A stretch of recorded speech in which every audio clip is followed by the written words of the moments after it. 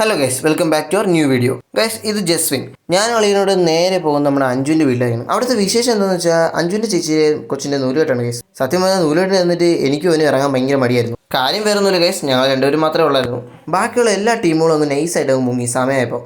എന്നാലും ഞങ്ങൾ രണ്ടൊരു സമയത്ത് സ്ഥലത്തെത്തി ഗൈസ്. അവിടെ വന്നതിന് ശേഷമാണ് ഗൈസ് ആ നഗ്ന സത്യം ഞങ്ങൾ മനസ്സിലാക്കിയത്. ദേ ഈ പോണ ആളുണ്ടല്ലോ, നമുക്കൊരു കിടിലം പണിയാണ് തന്നിട്ട് പോയത്. ആദ്യം വന്ന് ബിരിയാണി തട്ടിട്ട് പോകുന്നുള്ള പ്ലാനിലാണ് ഞാനും അവനും വന്നത്.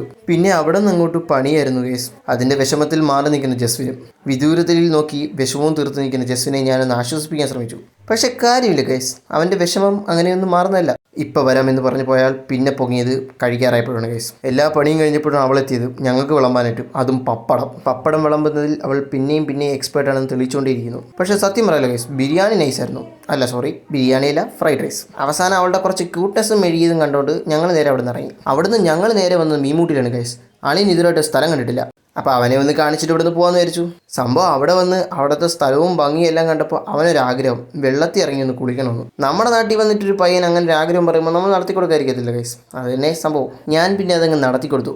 ചെറുക്കനെ കൊണ്ട് നേരെ മേൽ കയറി. മേലാണ് ഗൈസ് കിടിലം കുളിക്കാനായിട്ട്. ഡ്രസ്സും മാറി ഞങ്ങൾ നേരെ വെള്ളത്തിൽ ഇങ്ങ് ചാടി. മേൽഭാഗത്ത് അത്യാവശ്യം കുറച്ച് ആഴമുണ്ട് ഗൈസ്. എന്നും പറഞ്ഞ് മുങ്ങിപ്പോത്തൊന്നുമില്ല. അത്യാവശ്യം ഒരു മഴ പെയ്യണമെങ്കിൽ അത്യാവശ്യം നല്ല ഒഴുക്കും നല്ല ആഴവും കാണും.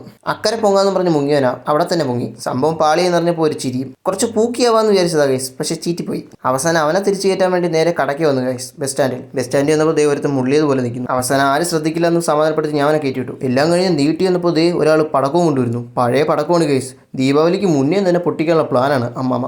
പുള്ളിക്കാരുടെ ധൈര്യം സമ്മതിക്കണം ഗൈസ്. ഒരെണ്ണം പൊട്ടിക്കുന്നതിന് ഒരു 5-6 ചെറുത്തോണ്ടിട്ട് പൊട്ടിക്കുകയാണ് ഗൈസ്. പിന്നും റോക്കി ബായിയെ പോലെ അമ്മാമ്മ കുതിച്ചു കയറുകയാണ് ഗൈസ്. വൈകിട്ട് നേരെ ജിമ്മിലേക്കാണ് ഗൈസ്.